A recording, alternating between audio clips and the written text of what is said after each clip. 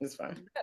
Human of an acorn on your feet. Oh my God, that was sick because I actually He did was rewatch. afraid it wasn't gonna land, and it basically didn't, except that Ashley said, "My bunion," and then put it And then up. pulled it up. That was sick to me. And when she first said acorn, I don't know, whatever. All right. Good stuff. Yes. Are we ready? We are ready. We're back at it again. Another week, another episode of Real Housewives of Potomac. I love when you say that. Season 9, episode 3. What was this one called? I don't know. It was called Mama Knows Best. Not all moms. Yeah, because is it just a like very unrelated tie between? No, because we had Mama Sue, we had Giselle being mom, and we had Kiarna's mom. We had those motherly vignettes. But how dare they? Because it seems like mostly it would be about Kiarna's mom, since she was the one well positioned to be I mean, she was the one. I don't want to say well. She was the one positioned as advising and instructing her daughter. But then why only give us like this much? Okay, you're right. Because we know Mama Sue as Mama, so that's what I'm. But those are such shortened scenes. Like you didn't give those scenes the attention, the edit, the cut they would deserve if you're going to call the episode Mama Knows Best. That's absurd. It's probably also Mia. And it's also no. No. That's what they're trying to say. It's Mia. No, how did she know? Because she said, remember when she was talking about the paternity and she was talking about the kids in general, and then they kept panning to the children. When they were at their couples turn up in the Airbnb. They're not saying they think she's a good mom. They're being cheeky. They're actually being assholes. Okay. As they continue to exploit her children, they're like mocking her, like, Mama knows that. We'll get into that. I was very upset at a certain point in the episode, and my notes reflect that. So, but first, let's who's giving the toast today? Don't do that. Recognize me, she insists. Okay. All right. Who's that hottie with the t-shirt? Give us start us off. All right, let's raise our glasses to Jassi's foot remaining on Ashley's neck this episode. Yes. Cheers. You are now watching Mind You Media. Mind You! We can't use that. We don't have the rights. You are now streaming Mind You Media. Cheers. That's a beautiful glass, Kristen. Yeah. You can't tell her that. She's going to start buying more. I know. Well, now I'm going to buy one. I am in my moderation era. Drop the link in the chat. Okay, and are you going to authorize me, or shall I just begin with the 1 minute recap? Well, Kristen has something to say, but then no, you are not going to begin without my authorization. So what do you have to say, Kristen? Oh, I was saying, Catherine, it's you're up to time. That's all I'm saying. Oh, great. All right. We are gonna have Ellen today do make an attempt at the 1 minute recap. That's doubt. I don't know if y'all caught that. That's doubt. It was glaring. Okay. All right. I have my timer here. I'm gonna say 1, 2, 3, go. And after the go, because I know y'all are slow, I'll say go. Boom. I'll start it, Okay. All right. So she's going to be recapping season 9, episode 3, Mama Knows Best. 1, 2, 3, go. Mama Knows Best begins at the conclusion of the GNA event with Giselle kicking out the newly arrived women, Ashley running up to their van and trying to compel them to make donations, even though she rudely set them up. Next, we get little snippets of Wendy at home with the kids, Kiarna and Greg. But the real next scene is Stacy's debrief of the GNA fiasco at her home. So it's Ashley, Jassi, Stacy, Karen. And Ashley is gross and fake as usual. The women more or less make peace to conclude. Then we get Wendy at home. Mama Sue is there. The kids are there. And Wendy tells us that she's going to invite her in-laws and break the freeze to her birthday party, her 40th birthday party. Then we get Kiarna at home with her mom. Kiarna is a clear two. Her mommy is telling her, girl, you need to get married soon, as moms are wont to do. Then we get Giselle at home getting the girls ready for prom. Jamal's also there. Done. Nowhere close. I didn't even yell it because it's just like fine. Let me finish. Okay. Yeah, go then on. We get Mia and Ink at an Airbnb doing what they call a staycation, and they're celebrating Jacqueline's man's birthday there. So then their kids, her ex-man, but her on again, off again lover. Her peepee. Her peepee, for which she may also have kids. Then we get Stacy at the gym and we meet TJ, the weirdo. More there. We get Mia at home later, back in the DC apartment. And we find a cute little fun side to Ink. He's still messy and I have issues. I take issue with that, but he's still fun and cute. Some racist troll on Twitter insists Ink is ugly, and I'm just saying what you all are thinking, and it's like, how about you shut up? He's actually not ugly. Short, but that's it. Yeah, he's not ugly. I don't love his hair. I don't love his hair, but he looks like a cartoon character with it. But he has an attractive face. He's cute, and I feel like his personality goes well with his look. No, look at the high school photo. Like when they were I mean, he was a young Jamal Bryant in that one. I know that actually did. Yes, which is another way of saying a young R. Kelly. And we all know R. Kelly bagged, okay?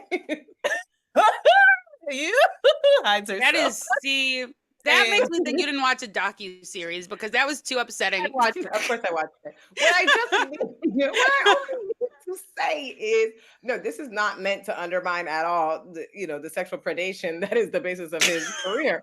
It's just to say people were attracted to R. Kelly. The man was good looking. He had a thing going in. Yeah. Okay. So moving on, then we get that little happy hour, and I have no qualms about what I said. I said no. It's true. It's true. He was cute, but Jamal was not. Jamal was always a deformation of the best of R. Kelly. But doesn't Jamal look like Aura as well? He looks like a deformation of him. He looks like a distant cousin. Right. Okay. They don't look like distant cousins. They could look like fraternal twins. Yeah. You know how there's always the off-brand twin. All right, first cousins. First cousin. Brothers. Okay. Then there's happy hour with Giselle, Ashley, Jassi, Stacy, and Wendy, where Giselle gives a deformation of an apology that she earlier paid to Mia. Mia is not present, interestingly, at this. Neither is Karen. Then finally, we get the start of their trip to, what is it? Norman Lake. What is it, Kristen? Lake Norman. Lake Norman. Like you knew what you were doing. Right. A favorite of Charlotte's finest. So Charlotte's finest, Kristen and Mia. So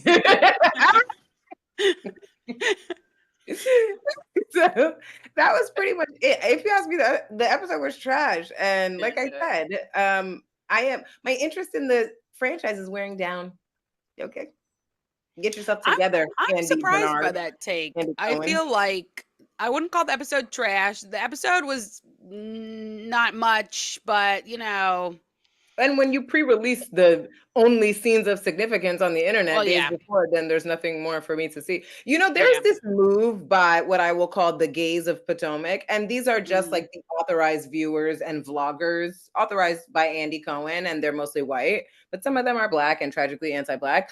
There is this move by them to continually use language that is meant to redeem the show. Like, we are back. We're totally back. It's back now. Look at that. Look at this. This is the kind of shade. It's back. We're back now. We're back. I'm like, you're forcing it more than it's actually the case. And it's glaring if you ask me, like, enough.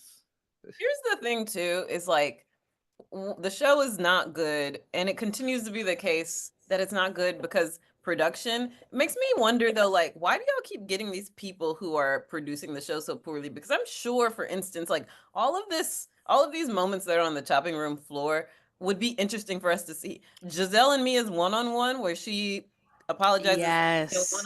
That has to be rich for something. Like there has to be more that went on at that's worth at least We know there was. There was 2 hours of it. We got none of it. And that we need to mark that as an enormous violence on the part of production because there was a reckoning, a racial reckoning by Wendy, and they chose to leave that out.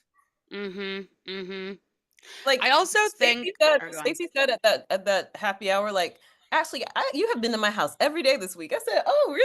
Can we see? Like, what else happened? Like, and we saw another flashback with that featured Kiarna with all the women, which we haven't really gotten yet. And they just showed us that in a flashback moment of like, this is when the invite to Lake Norman came up. Yeah. I mean, the quintessential moment of them leaving out something that could have been an interesting storyline, actually, in my opinion, comes from last season where we find out at the end that Ashley has been seeing a life coach. Like, like that's huge. Run those scenes back. Like, pretend like that's, current. Like, I want to also note does that have something to do with her choices to have water and mocktails this episode? Are we tracking this? Somebody did clock that. That's very interesting to me. Okay, and one quick thing to note, your girl did the time wrong, so I was just looking at that, like, at first I thought I was ahead, but now I think we're behind and I'm so confused. So let's just move on to our next, because it just feels like we've been dwelling, who knows the time. But let's talk about when Stacey had everybody over to her house, okay? At the beginning, this is the scene that we saw all over Twitter, all over TikTok, with Jassi and Stacey confronting Ashley about kicking them out of GNA. And then Karen walks in. I thought that was odd, but made for good TV. Karen walking in like, what? What was she saying? That was like, wait, why would the Grand Dame come in anywhere screaming? It was just odd, but yeah. I mean, in other words, that might have been her second walk-in, right? Like, let me just say, before Karen's arrival, so it's Stacey at home, and then Jassi gets there, and just thinking about the two of them together, you would think they might be incompatible because, as Ashley pointed out last episode, as the hypocrite she is, Stacey is giving us over enunciated newscaster, white identified voice speech, and Jassi is not giving us that at all. And the pictures you find of Stacey online are giving a very certain type of yes. But I like her and Jassi together as a pairing because I don't know, it's like you expect her to act in the anti-Black way that you find Ashley acting. You expect that kind of over-enunciation to accompany that, so that Ashley will look at the other Black women around and go, you have violated my white sensibilities. But Jassi gets gully for a second, and Stacey's like, and what? That Detroit came out. You know what it is? It seems to our prediction about her turning away from her white investments towards Blackness. One more point for her. Another. And Stacey, we pegged her as a 3, but she's giving a little bit of like Karen inspired. Like she's not anti-confrontational. Was it non-confrontational? Like she's quick to give like a face, a read, a like condemnation of Ashley. Well, Ashley, we didn't have a good time. What I mean? Exactly. She said, "Well, we didn't." And that was a good impression. Thank you. I'm gonna hone it because Ashley thinks she's like some master manipulator, and I mean, it's like the evidence kind of bears out because it's like, everybody hates her. Like, let's be clear, everybody hates her, and manipulators keep jobs and are promoted all the time, so that's no indication of her success as a manipulator. But she's not a mastermind, right? But she goes, "We had a great time," and she thinks that somebody is going to naturally respond defensively to that and go, "Well, we did too." Like, that she like antagonizes you on the basis of a very narrow sense of what people's modes of reaction tend to be, which is why Candace would always leave her on her ass, because like people do that to Candace and she'll go, "And we are, yes, but what about your," she'll like abide an insult, reframe it, and then throw it back at you. Like, that's what Candace does really beautiful, and Ashley's always floored by it. But like Stacey did a related thing, and the internet is actually drawing these comparisons. Stacey did a related thing in that she was like, "Well, we didn't." and it was just like the force of moral condemnation. So it's like, so account for yourself, bitch. And she Like, did, and she said it with her name. She said, well, Ashley, we didn't. Like it was just like like Ashley, you dumb bitch. Like, what, Ashley? It was great. It was great. I bet Jassi reminds Stacy of her cousin Penny. Who braided her hair in Detroit across the street. Oh, was that a cousin? Yes. Was that a cousin across the Yes, street? yes. Yes, but it was cute. I would like them to become a dynamic duo. Yes. They have that hope that, the promise that never came to fruition with Monique and Candace. So, We might read Jassi as like gullying up Stacy, because when she came out with the little QR code to get the donation money and Jassi pressed the button, you hear Stacy be like, Jassi. But also it's not like, at first it comes out like a little bit like, that's improper, but then she's almost impressed, like, Jassi. No, I love threes like that. Threes just need a little push. They just need to be authorized. They do. Yeah, they do. They do. They do. They do. Proud and impressed. Yeah. So I was happy with that. I was happy. Ashley comes in like a classic white girl, pretending like she can just pivot or create distraction. She's like, dogs and babies. That's my, and they're like, yeah, no, bitch.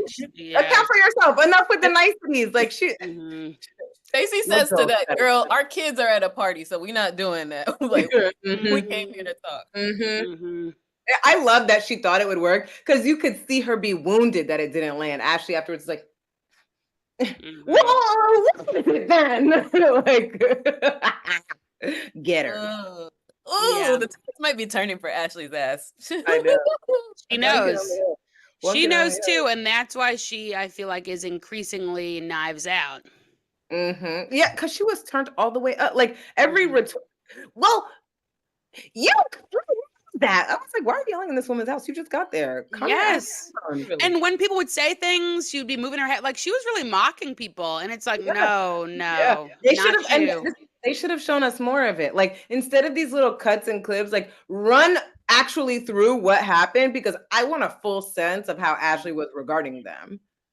She was on her heels. Like she was very anxious. I think she was anxious because she was in an all black women's space with like black women identified. Wasn't there. There was no pandering around, no pandering power source to go hide up under. She was exposed, and you'll know by the end of that interaction, everybody's like, "So she needs to apologize, right, Ashley?" I was surprised. I was surprised she was agreeing with them. But I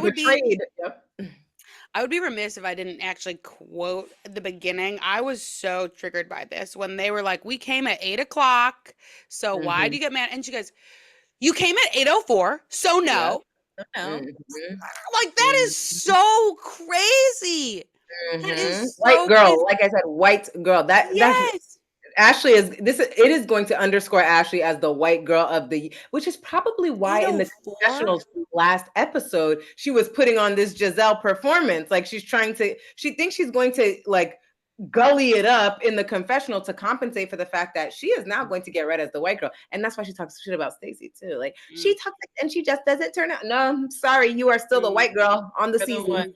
And white girl, which is none other than to say the police, because that's what else are you doing but saying no, 8:04, so no. Yes.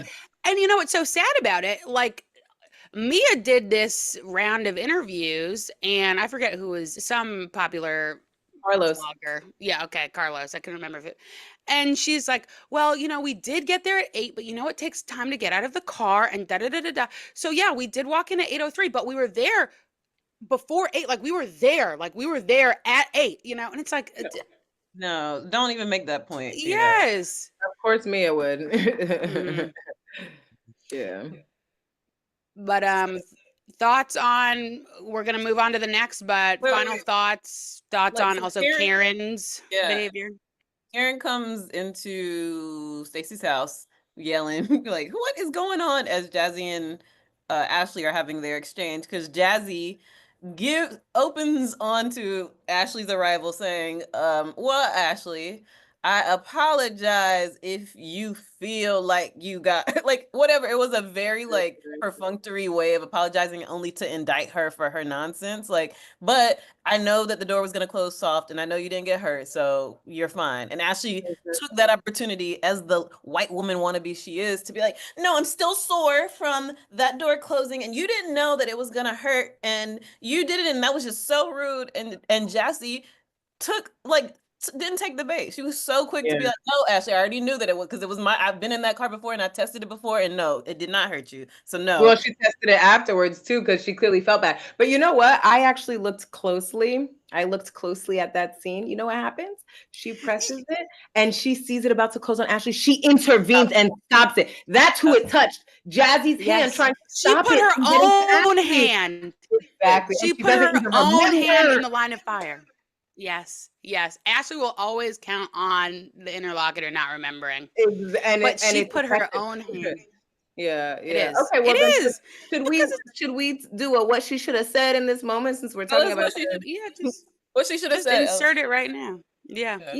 Okay. I believe it's Catherine who is going to offer us a what she should have said. Oh no. Because I can say what she should have said, but I don't think that I think that what she should have said involves receipts, and you have those receipts, so I think that you should. Okay.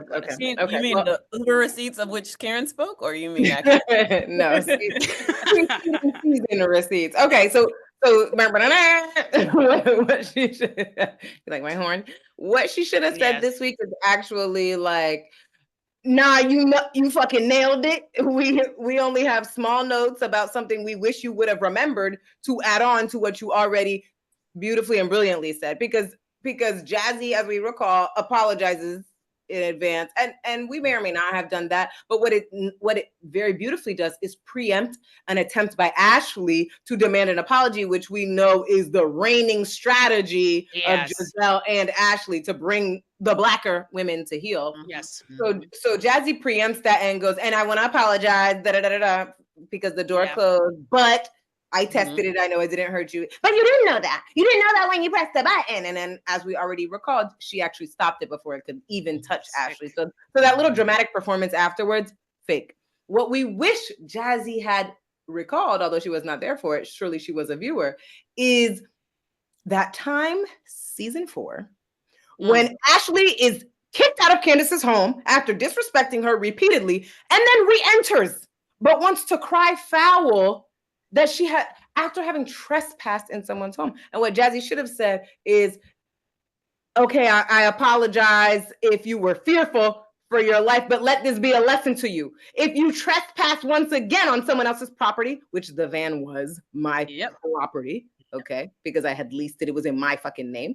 If you trespass again on somebody's property, you better be prepared for the consequences. Did you know that our would-be female president said anybody walking into her house, she's shooting them on site? I have authorization by the head of state, okay? Yes. This is not an endorsement of Kamala Harris, by the way, everyone. Oh my goodness. Okay. But if the president says so, I think it's okay. Yeah, I mean, similarly, I feel like she shouldn't have said this, but like, how classless, okay? Mia said to come out. No, I know she shouldn't have said that. But I just want to say, in this alternate universe, I want to say how classless that she comes out with a QR code. For next time, the QR code was crazy. Not classless, like clownish. Like no, she has no shame. Shameless. If classless is a useful concept in this world, it should be used to describe precisely that thing that Ashley did. And I want y'all to know she was sent by the gay men trolls who were over there authorizing Giselle's behavior. Okay. And I want to point out, those are probably friends of production. I want to point out, that's why this show is totally off the fucking rails. Yes. Because the ugly, nasty, anti-Black, anti-social, despicable behavior that we see exhibited by generally Giselle and Ashley is endorsed, authorized, sometimes prescribed, okay, by the gay men they surround themselves with, who will do nothing but tell them you are right in whatever anti-Black and antisocial thing you choose to, and then give them additional ideas for it. And then Giselle internalizes that as fact and says, I'm not wrong. I'm not even a question. Her interlocutor. I'm not wrong. I'm not wrong. And how did you get to the fact that you were wrong the next day? And you're apologizing. And you're apologizing. Exactly. So it's like, so isn't that funny? Like, now account for those men who were telling you, no, you were right, queen, and then sent Ashley outside and ran with her for camera time like fucking losers. You saw that white gay at the like, can I be in the camera? Yes. Trust no Ashley, woman. Ashley tosses that QR code in as the door is closing. Too. I know. Like, I'm sorry. There's a level of disregard for where that shit might land because Vivian has threw the tablet inside. She like tosses it. Yeah, she's like, you want okay here. Like it's not a iPad, but it's like a little frame with a QR code. She tosses it into the van. So, you know what? You didn't know where that was gonna land, did you, Ashley? You didn't know. You throw it. I'm disgusted by the QR code. The door was closing precisely as retaliation. Like you, just like you Candace, right? You break into my house and then you start going, what the what? And like, and let's not forget, Ashley trespassed twice at Candace's house. She got kicked out twice, came back twice. So just FYI. All right. I was going to say never trust a woman whose only friends are gay men. Yeah, it's true. And yes, that'll bring us back. Giselle later makes a point about, right? Like, and then you get a gay best friend out of it. It's like, you mean you get an anti-Black enabler. That's who Cal is. Exactly. All right, you don't have to have real intimacy with. Yes. And who's also going to fuck up your hair. Cal is not a good stylist. Terrible at his job. Like, I actually blame Giselle as much as Cal, because there was that episode in season 5 where she forced him to rehabilitate a wig that was well past its prime. And he was like, I'm not doing this. And she was like, I'm not throwing this away. You got to fix it, and threw it at him. Yeah, but even when he's the one. He's the expert. Be able to have some authority on something. Exactly. It's like, this friendship is to work. Shouldn't you be the final say? Like, and the way he sent her out when he did her hair on purpose. Please. Okay, but by the way, I want to say not all gay men best friends, because if we go back to Atlanta, you know who actually was always a fucking righteous moral figure? 2 of them. Who? Miss J? Miss J. Wait. Miss J is from Top Model? America's Next Top Model, and that man was the most despicable. That's a prime example. Oh, is it Derek? Derek J. Oh, you're right. And Kenya's friend, whose name I'm forgetting. Oh, yeah. Contacts as well. The light-skinned man. What's his name? No, not the light-skinned man. But he's a Yeah.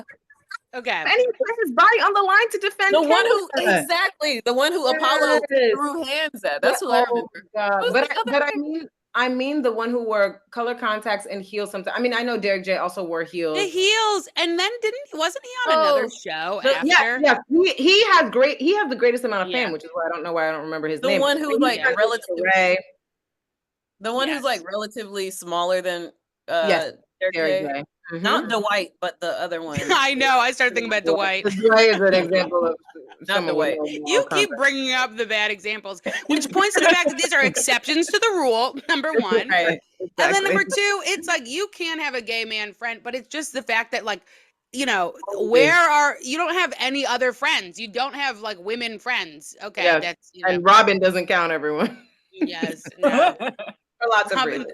They're not really close. That's why. That's the major reason she doesn't count. Right. Yes, they're friends, but they're not friends. Exactly.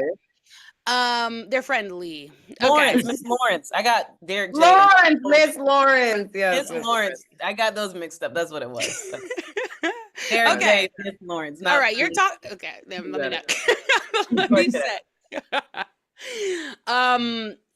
You know, we've been chatty, but stop chatting. This next section, I want brief. I want sound bites. I want hot first takes. Okay. We're gonna go quickly. A word even. On 1, let's start with Kristen. Oh, like I said, brief about Wendy and her mother in the scene in the kitchen. All I'll say Mama Sue heard us and our feedback about the skin lightening, and she's doing a better job at color matching. Is all I'll say. She's Yes. she's just adjusting her foundation colors, and she's not giving as light bright as her skin lightening products would have her. So Yeah. that's one. The second thing I'll put to you all is You're not supposed to say a second thing.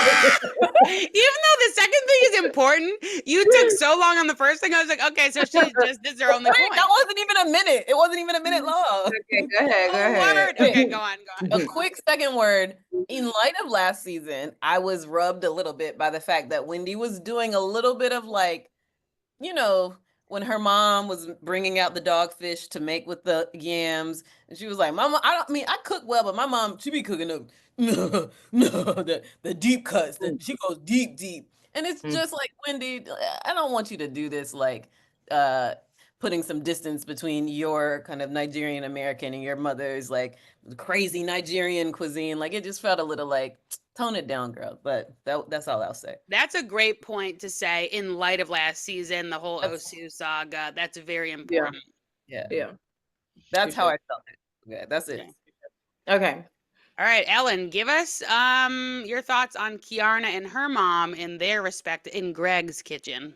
In Greg's kitchen. Okay, yeah. My dominant thing is really that like the whole scene was kind of textbook an Enneagram 2 as Kiarna relating to her mother. Like that, those are my only notes about that, right? Like Kiarna's mom is like, you need to get married. Mom, I don't want to be a thirsty ring chaser. I don't want to be.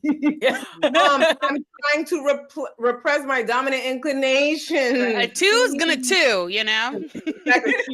And then you can see where the 2 gets all that anxiety about like, you know, finding love according to normative means. And maybe Kiarna has this sense like, maybe it doesn't have to be that normative. Maybe it could be a little non-normative. And her mother's there to remind her, no, please proceed to try to replicate the picture of normativity. And Kiarna's like, God, family, money.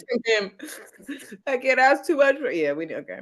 I won't say anything about that tripartite value system. That was my offering.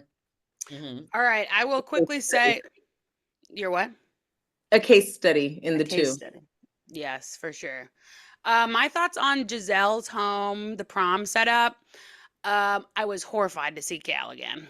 Enough with Cal. Horrified. And then Jamal. Okay. Well, Jamal, but no, my actual it was Cal because now he's gonna ruin Angel and Adore's hair. You only got one prom. You only got one senior prom. Literally. You know, so I was upset about that. Like old school choice for the like not even early 2000s. Like I don't.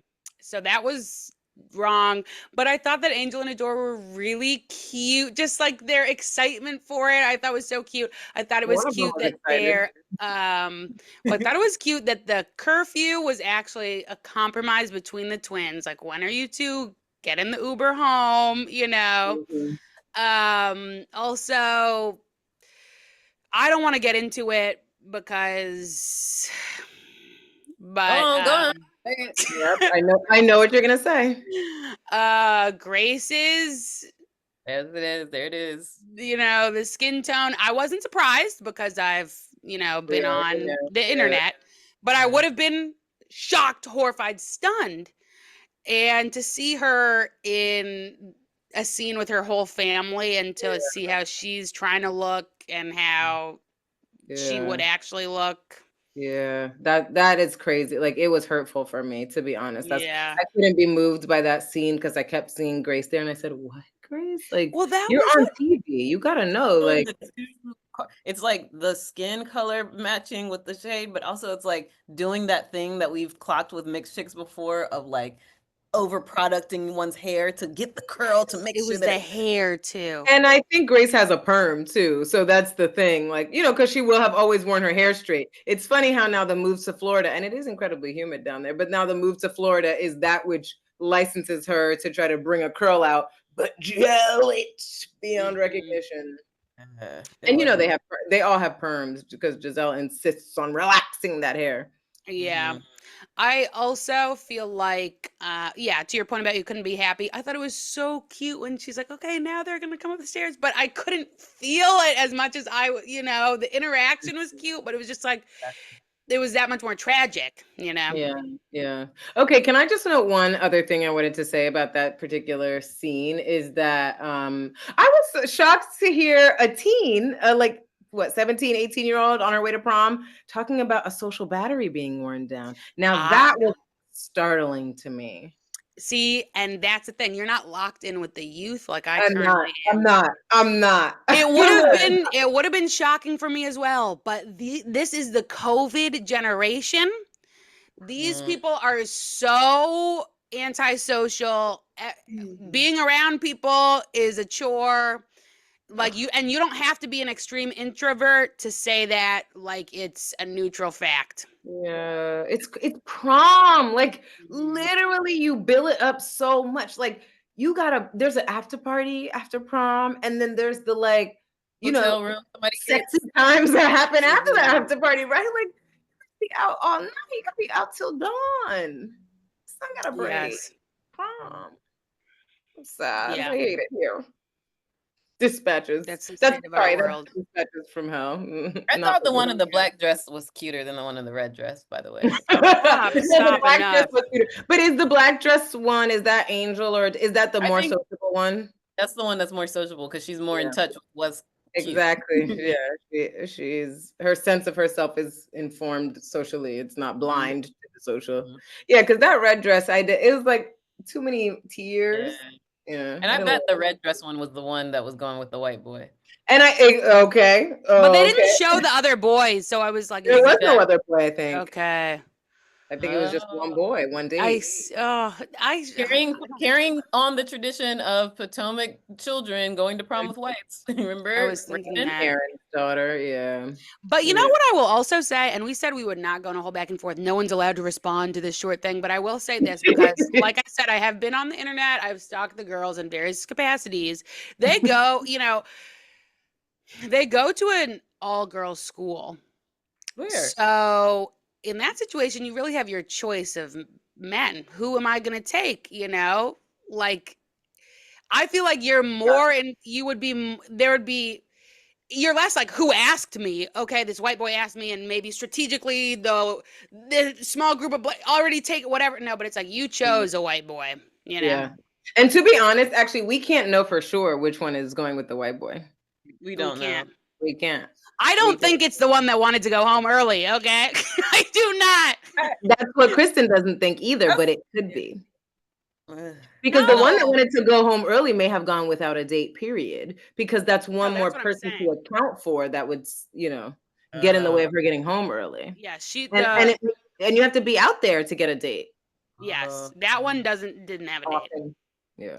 And they tried to normalize it, which is why they didn't introduce the boy. They would have done that otherwise. They would have had this whole thing. They're probably not proud of the choice either. Like, it might have just been a passive matter. Like, yeah, I got asked and I'm not about to make moves in the other direction. When you go to an all-girls school, it is hard, right? It is hard to acquire the kind of like, what's it called? Social world. Activity. As opposed to passivity that makes you go and pursue the guy or ask him yourself. Oh, I think about those all-girl. I imagine those schools to be active. All right. Well, they are active. Okay. So now we're going to talk about Stacy and TJ at the gym. Let me say, Stacy got in the gym. She talks to the trainer. TJ comes in.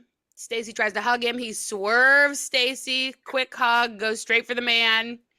There's no interpretation that's okay to me. So like, it's like literally none. Like we can talk about what we speculate might be going on, but like whatever the many accounts that are proliferated, none of them are bode well. I don't like. You literally went like that. She was like grabbing him around the middle, and he was like, Yes. And then he's disgusted by her. She hugged him after their workout. and she was like, "Do you want to have sex with me?" And she's like, "How much do you want to have sex with me?" He says K. So at first I was like, "Oh, he's It's off the number chart. I thought literally like that can't be calculated. She was like, "We're moving into a new schema of representation." Yes. I mean, okay, he's saying he's ultra Christian. I thought he was going to talk about this divine love. That, no. Which is to say 0. Yeah, that it's like, why are you so nasty? 0. You're not conflicted. Like you don't have it's not ambivalent. Like you want to insist. Anyone who would say 0. No, like that's just like I mean, it's you just gotta crazy. Up and run, girl. It doesn't seem to be anything compelling about that man. Like it's just like he's not Stacey cute. must just be feeling her age or something, and it's like, oh, whatever. But like, girl, you can do better. She could do a lot. Honestly, anyone would be better because no one would say 0. That's really cruel, especially being recorded, saying it aloud to her. No. Yeah. The man is a 1, right? Like we need to track that, but I believe he's a 1. It's like his first instinct to reject. I don't even think it's necessarily reflective completely of his desire. He could like men and still find her attractive, and it wouldn't be 0. Okay, but if his first instinct is to reject, then he's going to he's going to go above and beyond what his actual authentic desire would be. He's gonna. Thor does that too. Because one interpretation I had was like, if it's not that he's gay, then it's that like public gaze is going to be informing what his sense of what's appropriate is, and so like the presence of the trainer is like, no, don't hug in front of people. Get away. That's what I felt predominantly. I mean, the internet's dominant theory is that he's gay, but I felt mostly that he was humiliated by the possibility, like the potential for affection was embarrassing to him. Crazy. And that's how he's a 1. He's a Christian. It's like no, that's ungodly. Like he like reconciled desire as. That's like a one I dated once. It's like, do you hate me?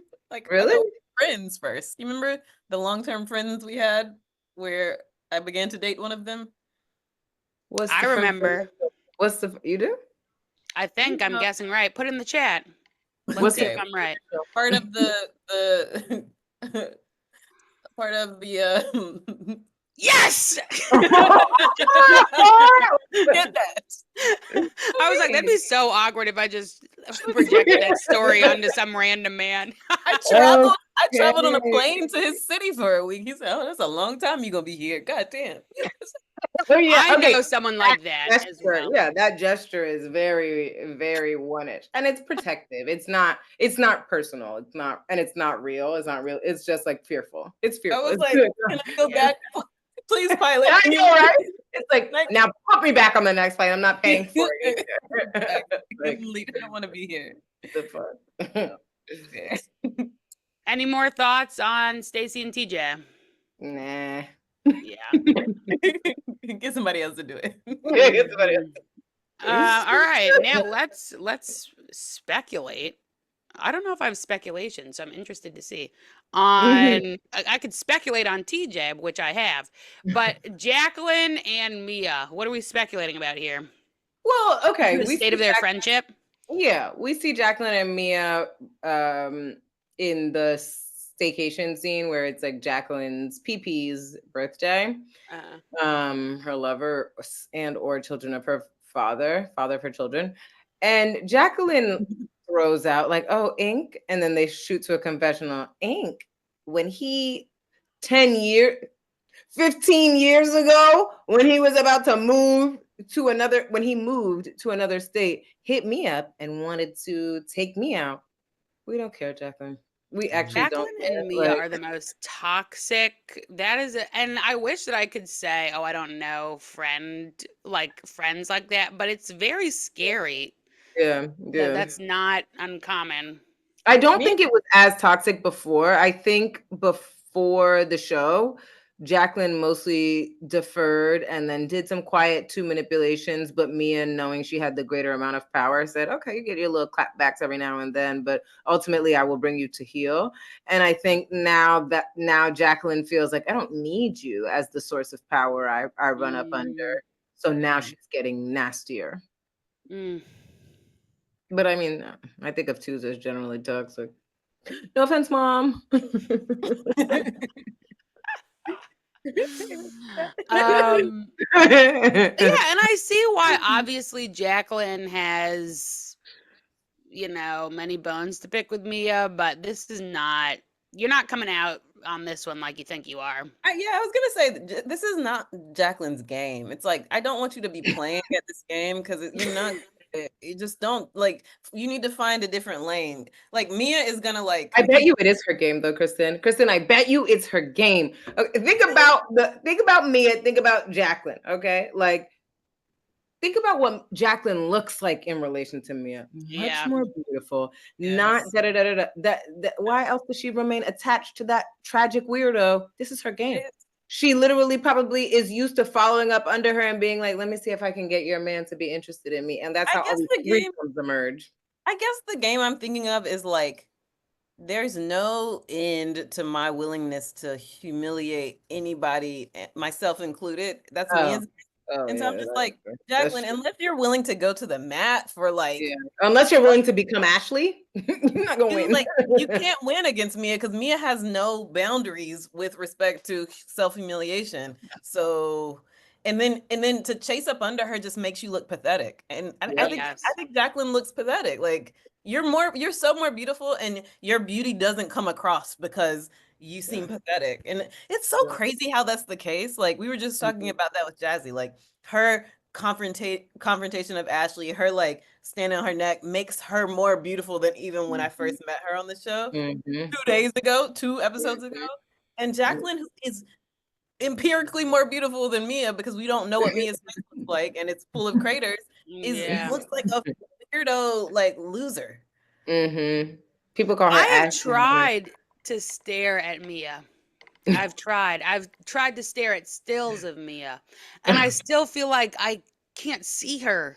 I don't know what she looks like. She's worse in moving pictures than stills. Yeah. All right. Well, I would also like to say, this was a scene I hated when Ink was like, saying he had a kid. Maybe he has a kid, right, outside of his relationship with Mia. But how production then zoomed in on Jeremiah, I thought was disgusting. He's just asking his mom a question because the game's not working. Stuff like, I was so disgusted how they zoomed in on that moment. Yep. No, it's true. It's like everybody, like, I guess it's important for us going forward, as disgusted as we are by Mia's, apparently willing exploitation of her. Again, I put pressure on the concept of will. I think Mia is just existentially desperate, is what I'm trying to say. You know what I mean? So I don't think it's appropriate to say willing. I think her desperation is what motivates her to put her kids on the line for a storyline, fundamentally. Yes. But production need not be let off the hook for their formative role in all of this. They need to be kept on the hook foremost. Yeah. And we were reminded this episode that Mia grew up in foster care. Talk about existential desperation, She will lie. She's just trying to secure a place, And look at how easy it has been to forget that. Like, Catherine, you made this point that's like, oh, it took this episode to remind me that she grew up in foster care. Yeah. Because nobody brings it back. The people who are close to her, who should be the reminding forces of it, don't bring it back up, or production cuts it out when they invoke it. Even when she said like, Gordon being in the building is good for the kids, to say like it's inconvenient for me and Ink's links, but it's good for the kids. And my father, I know firsthand, like not having my father around was hard, so it's good for the kids to be around Gordon. Even that didn't trigger a memory from she said it was devastating.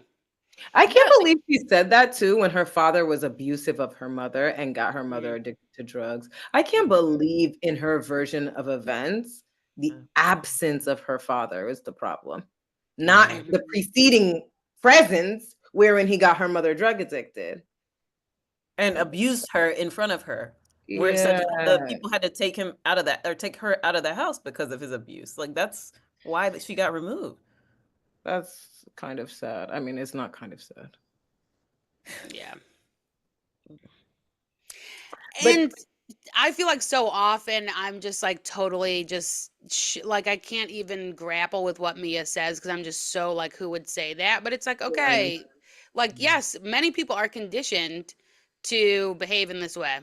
And this is why it's easy to forget her background, is because you have to operate with a level of distance from what she says because she lies so freely. You know, so that's how I feel, where I'm just like, oh, there go Mia talking again. No, but it's like and the problem is, I mean, I agree, it's a paradox because if you could keep in mind that she was a foster kid, the lying would make so much more sense. It would be so much easier to have grace for it. You know what I mean?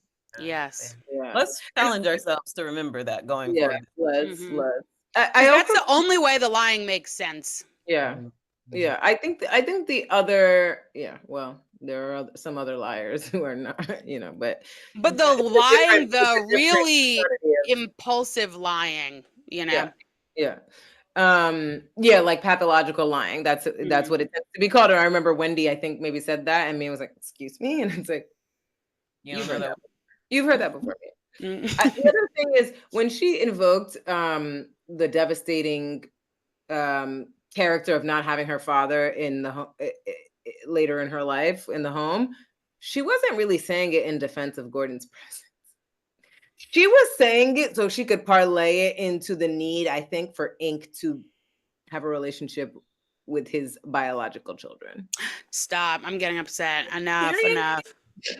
No, make your case. I didn't think that was. I think it might have two valences, but I didn't think it. Valences, but I think that's a major one. And this is let's speculate. So I'm just gonna leave it there, and I think we're going to see it come to fruition in the coming episodes. I really hope not.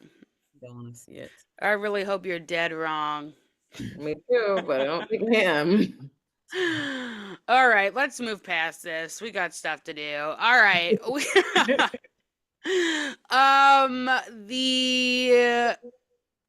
What are we doing? The happy hour. I was like, when is that? Because I was imagining the pee happy hour. I know it's not. Maybe it wasn't clear that it was a happy hour, but they only had like charcuterie on offer, and they were having drinks, and the sun was still out. So I think it was a happy hour gathering. And what do they call it in Italy? What is it? Aperitivo. Oh yeah, aperitivo. Yes, that's it. Oh yes. Yeah, so it was Giselle. It was her time to apologize. Giselle, Ashley, Jassi, Stacy, Wendy. Meet up for drinks and charcuterie. Right. And Ellen, I think you made this. Yeah, go on, Kristen. I just want to say, Jassi has really won my heart this episode because she consistently, like, obviously the beginning, she shuts down Ashley's bullshit. She's like, "Go to sleep, Ashley. Good night." When she closes the door, then Jassi's at Stacy's house. Ashley arrives. Jassi cuts straight to the chase. I'm not doing these bullshit pleasantries and you playing with the dog. Let me just set my terms by starting out. And she does that again with Giselle. She said, "Oh, Giselle, is this who you are, this sweet person? Because we sure didn't get that version." She just comes at it like quickly. Yep. I like that. I like that a lot about her. Me too. And Giselle's a fool to leave an opening, but she thinks she's the queen and everybody else is the sorry people. Because we saw in the scene before. Yes. King Curtis. We saw in the scene before, her apology to Mia was jaw-dropping for Giselle, right? Like, it was like, wow, that was sincere. It was thoughtful. It was a good apology. Of course, she let the women have to introduce the topic this time. And then that puts her on the defensive because they're like, account for yourself. And she's like, well, I'll start by saying, and it's like, bitch, fix your tone. You're apologizing. Fix your tone. Yeah, my issue was with Karen. Don't lead with that. Lead with like, I want to apologize for the way I treated you all. I can't imagine how humiliating. Cause imagine it, Giselle. She got kicked out of Monique's house season 2 or 3. And then leave, okay? And she got kicked out of a Karen Huger event in season 3 as well. Like, she has been kicked out and totally indignant about it. She got kicked out of Sharika's house too. Remember when she was? That was season 1. Yes, that was first season. First season, episode 1 or 2. Yeah. She's Her the and one more Cal. likely to pick out. And okay, this is also an important moment to raise the fact of Giselle as an Enneagram 8. You must always reject when you feel hurt. Okay. That's the prescription the 8 lives by. I'm going to reject you before you can reject me. She felt rejected by those women because she thinks they chose Karen over her despite they were showing up. So there is some level of egomania happening here, right? But she felt rejected by them, so she rejected them. Yes. Yes. And it's like, grow up, Giselle. Grow up. This because it's a very embarrassing. As Stacey, It's of course, we're embarrassing. watching Yeah. it for entertainment value. We can't actually register how humiliating it is. But Giselle shouted across the room and called security to come over and escort them out. Yes. Yes. Can I just also, this is another shout out to the beginning of this recording. Shout out again to Stacey and Jassi for like hosting that interim meeting where it's like, we have been kicked out. Let's gather together to download and process our impressions and come on one accord about how we should move vis-a-vis these women in light of this. Yes. So that was also reflected in Stacey being like, do we need security? And Jassi was like, apparently. And Stacey said, I'm going to need a referral. Which Jassi loved. What it affects is a like they become a block against which Giselle can no longer manipulate individuals, right? It's like, no, we have come together, we have processed our collective violation, we have set our terms about the thing that we require in order to move forward. No, go ahead. You know, it just made that sit down so that obviously, I don't know if it's obviously, but Giselle may not have known that they gathered. Surely Ashley probably told her after the fact, but like it made it unmistakable that Giselle had no other recourse except for to sit your ass down and apologize for what you've done. And once again, I want to compare this to Candace and Monique. I think Monique was very interested in forming a block against Giselle, but in the face of Giselle's changing her strategy to suddenly, okay, now I'm open to you, Monique. She was too 3-ish to stand to, what do they call it when you don't break the line? She broke the fucking line. Those ranks? No, but Catherine, before Giselle even threw her a goddamn bone, before Giselle made any overtures to a friendship, don't you remember? It was the season 3 debut of the Nemacolin trip. Giselle had been recently on Monique's ass. Yeah. Okay. Candace comes for her with your greens. Why don't you start with the fucking and then she goes, I told the women you should Well, I think Monique, I think she was actually, so let me not even say Giselle, but I think that she's just like too like peak 3. You know, like she just her sense, she couldn't stand with what she was, you know, once rightly saying, oh, this actually would work out for me. It's like, oh, wait, I kind of feel the tide turning. I kind of feel, you know. Like a 2, she runs to power. I mean, the 3 is obviously mirroring who's in front of them at the time, but she also is a 2-ish 3 because she runs to power. Even though it's like, I would have hitched my wagon with Candace if you ask me. It's like, you're misapprehending Giselle might have greater power as authorized by the show, but if you really think about what power is as a certain kind of force, for me, the unshakable challenger is the one who has more power. That's who I'm fucking with. And if I'm gonna give Monique the most grace, which I might not otherwise grant her, by season 3, before that Nemacolin trip, maybe she was still calculating on power. But by that dinner or that brunch or whatever, the dinner, the meal, stood up to the monster. Monique should have been like, okay, that one. Not because that monster trades on this one presentation of I'm the boss, defer. That one is fearless against whoever might assert themselves.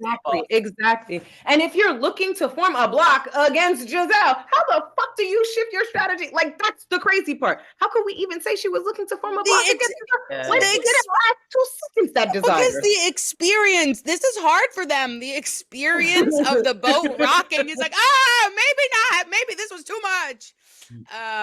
But it becomes a setup. I sent you to fight. I mean, 100%. It was a setup. But I think when it started, that wasn't the intent, but it quickly became a setup. Those are the people I can't stand the most, right? Like, show me who you are and keep it consistent. No. Don't show up, not stand on business, and then have a total about face and be a whole ass different person after I already put my hopes in you, sicko. Yeah, here's the thing. Really Monique, Monique, like Aimee Césaire said of Europe, is indefensible at all times. That's it. Yes. I mean, no. I mean, That's yeah. it. Monique is indefensible. Twitter. Okay, indefensible. Commenters. One also thing I want to say about this happy hour is that Ashley spilled the beans.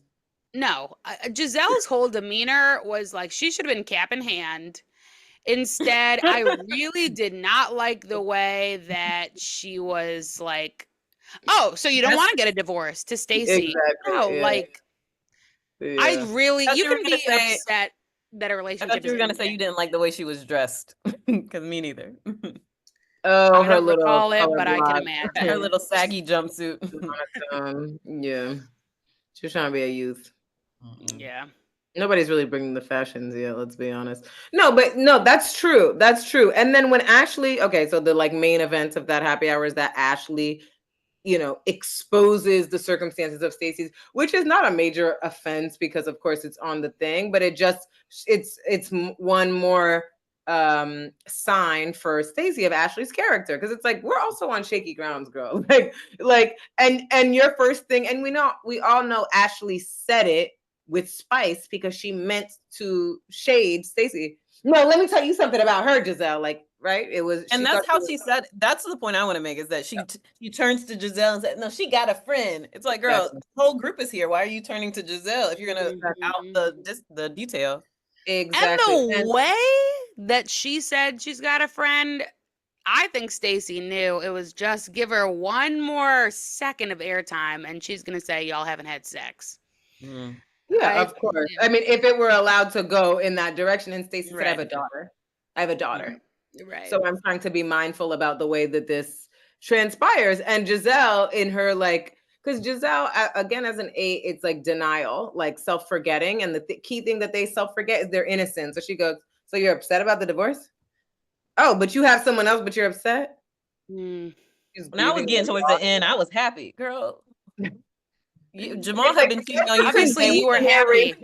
Well, in your case, okay. Yeah. You stayed away You were in a different situation. Don't remind us about you and R. Kelly. Because you told us Jamal was cheating on you while you were pregnant. So it was for a long time, Exactly. And the internet clocks her. Like, you have no idea what it's like to be in a healthy relationship, Ashley and Giselle. So of course you can't understand what it's like for someone that's assuming Stacey's relationship was healthy, which I don't necessarily think it is.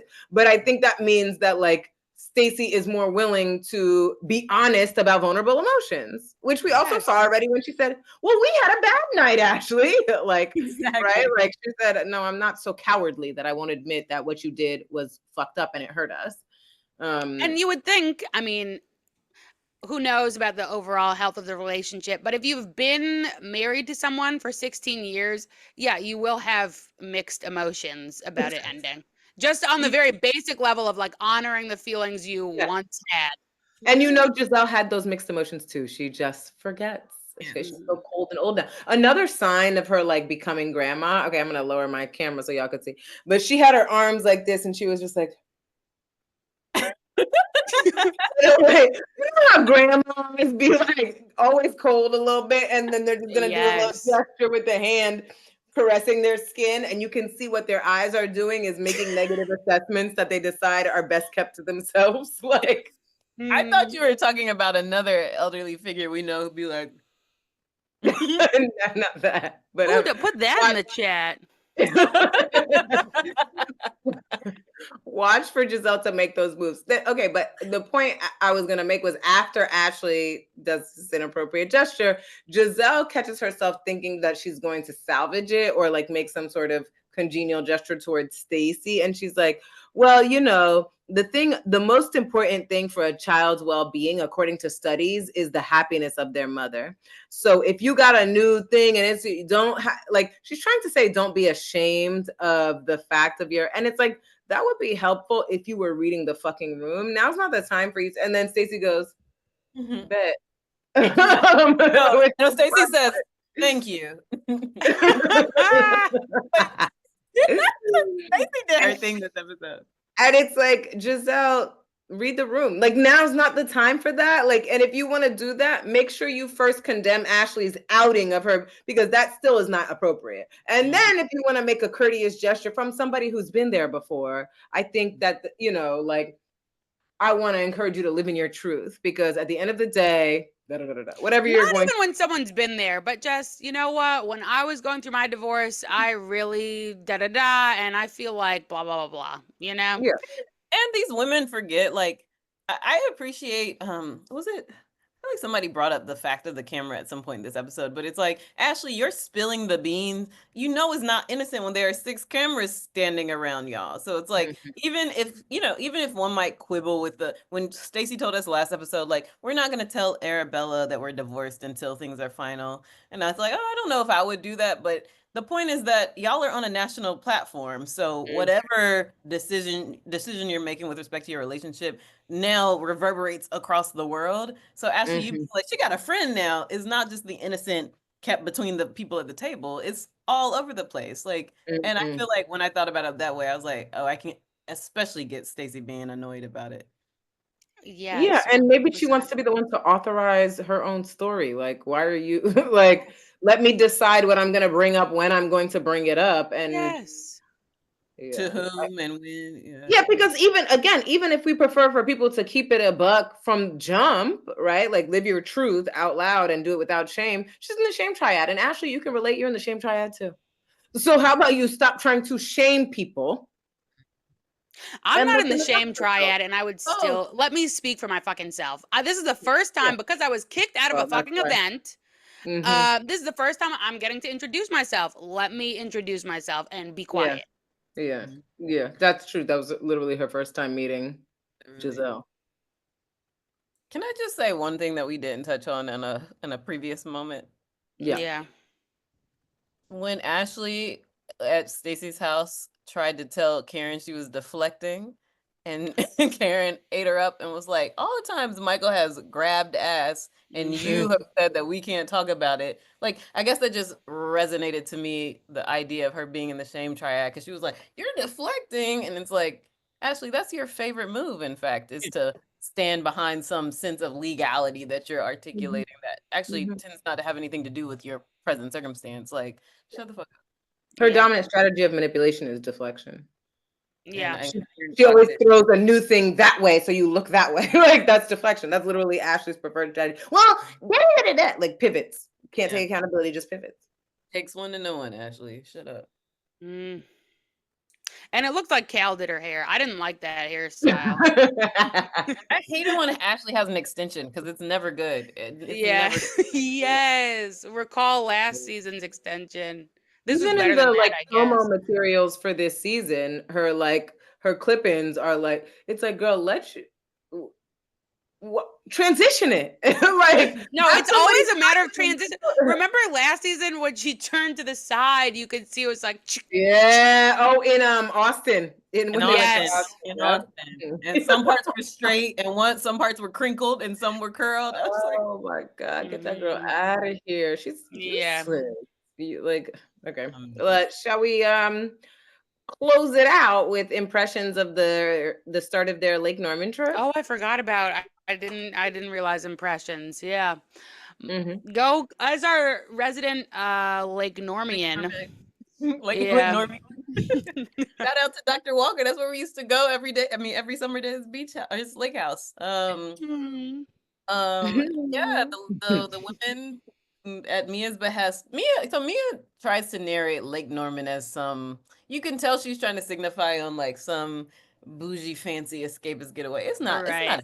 It's not. Property values aren't that much higher than the general Charlotte area. You can tell from this isn't even Lake of the Ozarks, okay? No, it's not. No, well, okay. I watched a real estate show. I watched a real estate show about the Ozarks, and they have a range. Some people have like multi-million. It depends on what little. Because it's Because my only reference is the Netflix series Ozark, and I think of white trash. I mean, and there's also wealthy white people who have homes at the Lake of the Ozark, like that man who Wendy almost had a tryst with, who was going to exactly. But it's big enough that there are different. I don't like that. It's not unlike that. It's a big lake, and there's a lot of surrounding property, and some people have like a trailer abutting the lake, and some abutting a butt.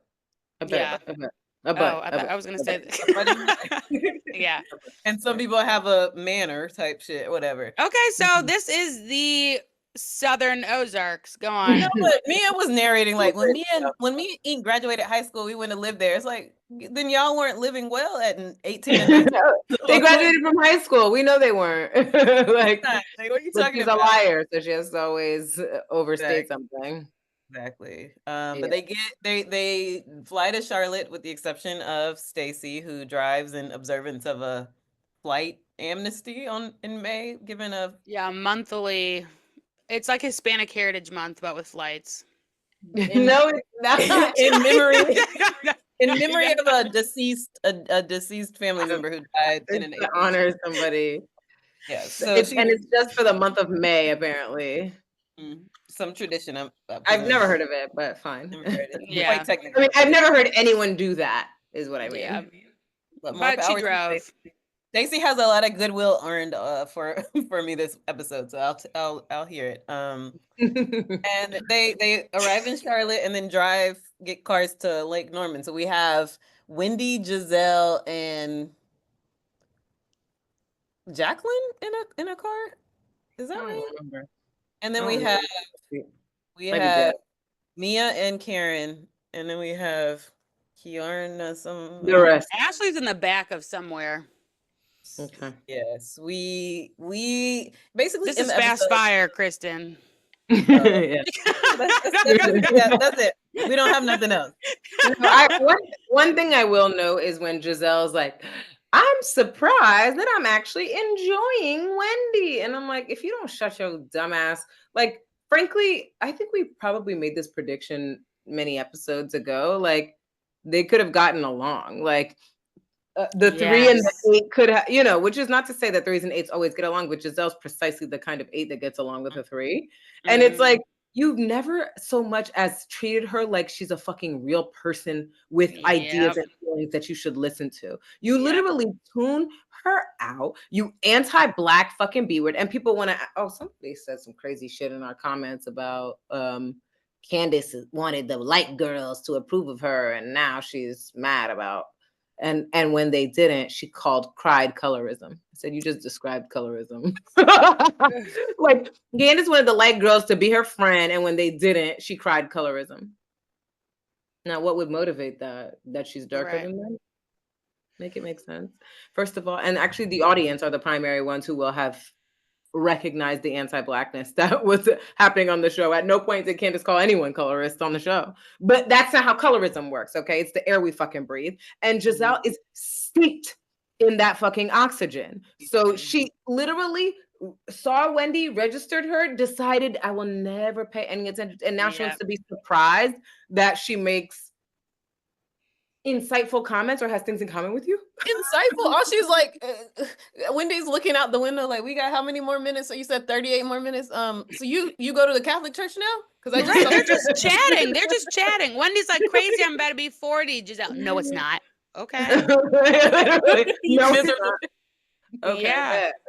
All right. Well, some of us, I get it. Well over 40. That's not crazy at all. Yeah, like, you're so antagonistic and you're so narcissistic. It's not crazy because you're well over 40 now. So you're mad that her experience of coming up on 40 is startling. Yeah. Like, I hate Giselle.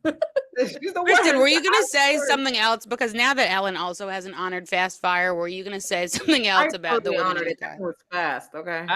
The thing I was going to say, now that I think of it, it was teased, but it wasn't gotten too deeply. Mia and Karen are writing together, and Mia is just like, well, Karen, how are you? Okay. And Karen says her back is against the wall, which I really like. I like her. And she said, I'm always soldiering for people in my family. I love militaristic language. I just love it. I love that Karen is really getting into it. Don't say militaristic, say militant. Militant. That's the baggage is different. It's not about the military. It's about a certain kind of guerrilla GU. Compromising. like approach, exactly. I would love to have a tally of how many times Karen has said soldier as a verb. That's her favorite verb, I feel like. Yeah, You I gonna love soldier it. up for me. I soldiered up for Ray. You gonna soldier up for me? Yes. Yes, I love that. Other first impressions for the start of the trip. I just feel like me personally, I have no fast fire other than what they want me to believe, which I do believe, like, or think. How did we get from this to the clips? And I hope that the clips of the trip all actually happen next episode and not in 2 episodes, because that's some shit they would do, is that they would not actually, they would happen at the end. They would start happening at the end of next episode, you know. And I might not watch in 2 episodes if they try me like that, okay? Keep fucking around and find out.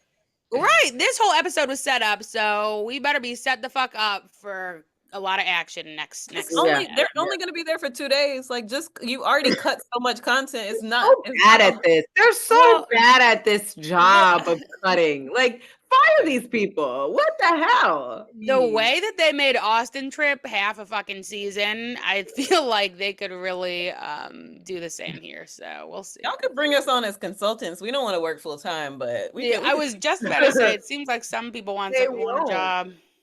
Wow. No, they would rather advance their own egoic projects than make a show, then hire some people who could help make a show that the masses would appreciate. Yeah. It's literally the show that won you the audience that is now dwindling by the millions. Literally. Yep. What do you want? Yep. All right. That makes sense. Well, with that, we're a little over time. The thing is, we were so on time that we got excited by that, and we're like, we have so much time, and now we're over time. We're close enough. Yeah, we're close enough. Yeah, especially given that the schedule didn't make any sense starting on 2. Coming for you. We did very well. Remember, please like, comment, subscribe, share our vids. We're trying to get out there. Put us on TikTok. Put us on, please. Yes, please. We're desperate like me. No, not like her. Literally. No, here I am. We're supposed to be identifying with her. No, we're supposed to be gracious, not identified. Okay. All right. Well, close us out. Last week was confessions. This week is Mind You Media. Okay. That's all I got. Bye.